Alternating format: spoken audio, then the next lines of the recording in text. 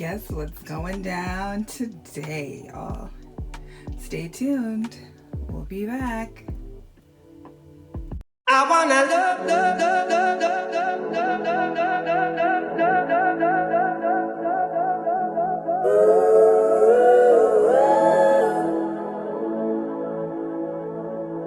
every day and every night, every night. That's right, guys. If you haven't guessed it yet, we are making sweet potato pone or sweet potato pudding, whatever. So what I have here is 3 sweet potatoes peeled and cleaned up, and 2 edo or cocoa, they call it in Jamaica. I have a cup of flour, teaspoon of baking powder, teaspoon of cinnamon, teaspoon of clove, teaspoon of salt, a cup and a quarter brown sugar, and I have the evaporated cane sugar here, and then just regular brown sugar, 2 coconuts that I nearly broke my hand to crack and retrieve from the shell. So I'm gonna grate this as well. And then here we have our nutmeg. We have in the shell and then out the shell, whole nutmeg, and my little nutmeg grater.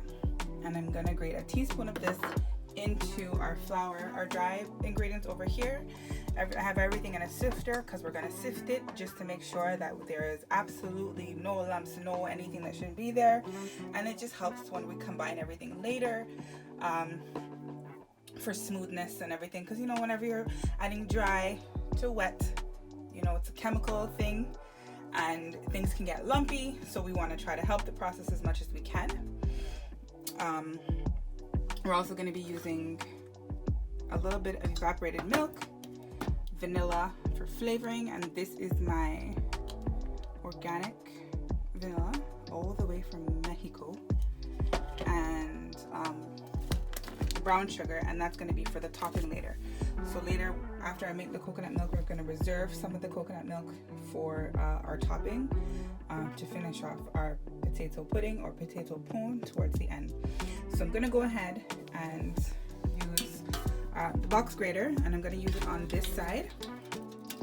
I know you would see most people either use this side or this side. The reason I'm going to use this side is because after I grate it, I'm then going to use the blender and smooth it out. And I'm going to do the same thing for our coconuts to make our coconut milk. And so I'll be back when we're grated with everything. Oh, and I forgot. So this is our water. This is our coconut water that is precious and treasured. I tried my very, very best not to lose it in the process of cooking, breaking open the coconut. So we're also going to use that to help, for why not? Why would we get rid of that natural flavoring? That's liquid gold there. Oh yeah, and ginger. I'm not going to use all of this. Probably use about this much or so. But yeah, and ginger. So I'm going to go ahead. I'm going to grate everything, and then I'll be back when it's time to blend and get things going. See you soon. Okay guys, so we're back. That took a little while. Woo, grating.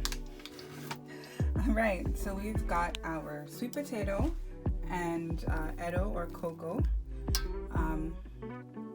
You might notice in the sweet potato that one is yellow or more yellowy and one is white, and that's because there are 2 varieties of sweet potato. There's this yellow one. In Jamaica, I've heard it referred to as the yellow belly potato, and other parts of the Caribbean I've heard it referred to as egg potato, and that's just basically that it's yellow in color. I find it to be actually sweeter and fluffier when it's cooked in terms of consistency and texture. And then we have our coconut here. The coconut, I did say I was gonna grate it on the bigger side of the grater like the potato, but actually it was getting all over, it was flying all over the place. It was a little bit messy, so this took a little bit longer, but it's actually more well worth it. So what I'm going to actually do is I'm going to go ahead and I'm going to blend the coconut first. And the reason why I'm going to do that is because we're going to be adding the coconut milk into the potato for our mixture, our batter anyways. So I might as well start with this because then I don't have to wash it before I go ahead and blend the potato. And with the potato mixture, the cocoa or the edo, this is a much more it's more starchy. It's like gluey to the touch. I wish you could see it. But if you're familiar with edo or dashin, this type of root vegetable, they're starchier, they're milky, and so they have like a gummy, gluey consistency. And so for that reason, I would have to wash the blender before I would go ahead and do the coconut milk. So I'm going to do the coconut milk first, and then the potato, and then we'll be back. Oh, and a little fun fact. Notice my hands, they're clean. There's no stain from the potato. Root vegetables, provision, they have a natural stain in their skin. And so when peeling them and handling them, your hand will get dirty and stained, and then you have to like go through this process of having to wash your hands several times to get it off. What I do to prevent that is I add a little bit of oil to my hands and rub it in before I go ahead and peel and cut, or handle the provision or the ground vegetables, how I'm going to do it, and then that makes it much easier in the end for clean hands, washing the hands. And that's also true for green banana. So we're going to go ahead, we're going to blend the coconut first to make our coconut milk, and we'll be back. So here is our coconut milk, homemade, and I've never actually done this before or seen this. It's so cool that I had to come back and show you guys. The cream started to come out and separate on its own. Like, how amazing is that? And the reason why I went through all the trouble of breaking coconut, grating the coconut to do this is because the canned stuff, you can use it, but there's so much chemicals in there that have nothing to do with coconut or its flavor, for preservation, that why not take the extra step and do this. I'm actually going to save this and I'm going to run it through again, and we just simply add water, and you don't have to run it through the blender. You can actually leave it grated how I had it, add your water, and just with your hands work it and work it and work it and work it, and then strain it and add more and work it until you can't get anything else out of it. But this is our coconut milk and our coconut pulp, and we're gonna go ahead with our potato, sweet potato and cocoa or edo, and I'm gonna go blend that up and get finished here. We're back. We have our blended potato and cocoa or edo mixture here. The grated ginger has been added to that. I'm going to add 3 capfuls, I think 2 is enough, but we'll see, of our vanilla essence. I feel like 2 is good.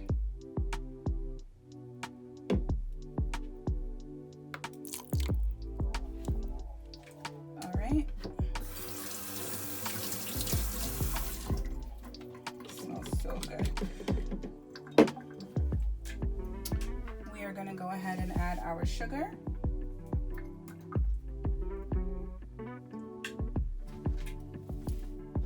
And like I said, so this is a mixture. So we have 1 2/3 cup sugar here, and I have regular brown sugar and then evaporated cane sugar. So we're gonna put all of that in there. I'm gonna reserve this because we're gonna use this later to make our topping. So first, before we add our flour and dry ingredients, I'm gonna go ahead and incorporate this.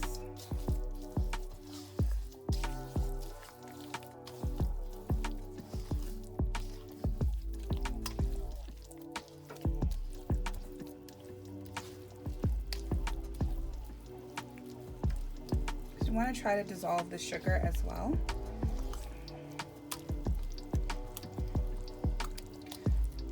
So doing that before we add our dry ingredients will help. I'm actually going to go ahead and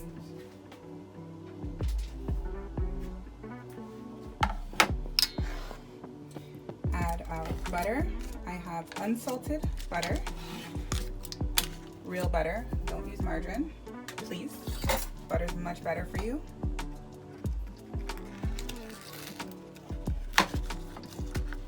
And I'm going in with about 2 tablespoons of butter.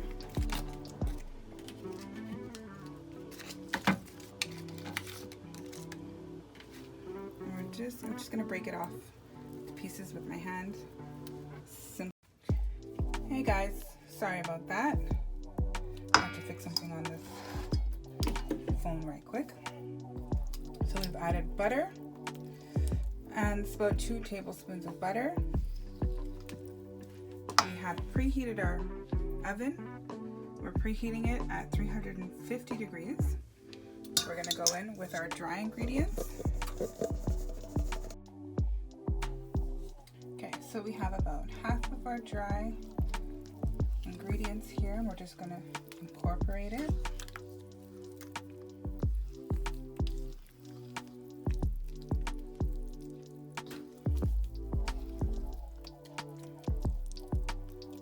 And because we sifted the flour and everything, it blends so well. Like, look how easy, seamless that was.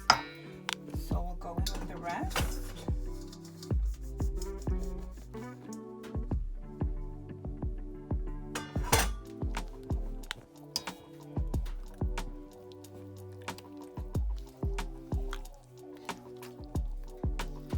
You notice I'm not really mixing, I'm kind of just folding it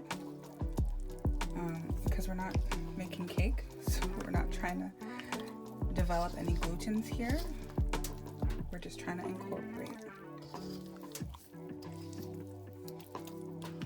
And you'll feel the consistency change right away. Thickens up, gets a little stiffer, and that's because our starch, our flour rather, still a starch, is going to act as our binding.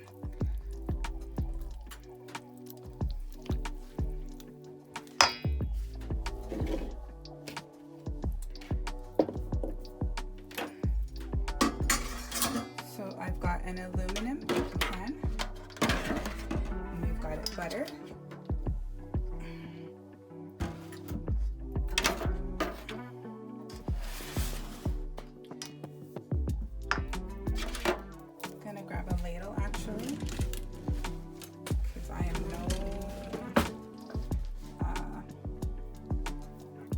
I will need to 2-hand pour, and that's not possible right now.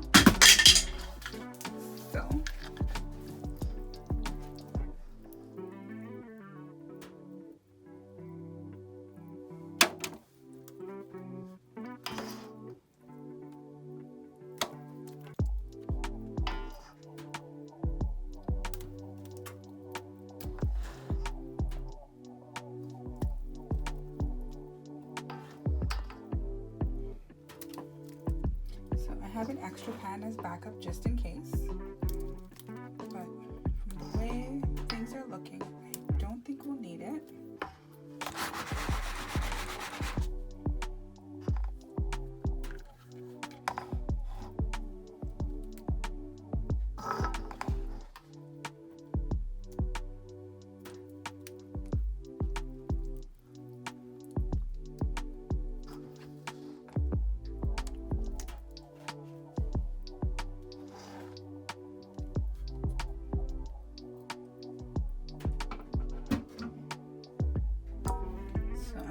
finish putting everything in the pan, and I'll be back in a minute. And we're back. Now, as soon as I finish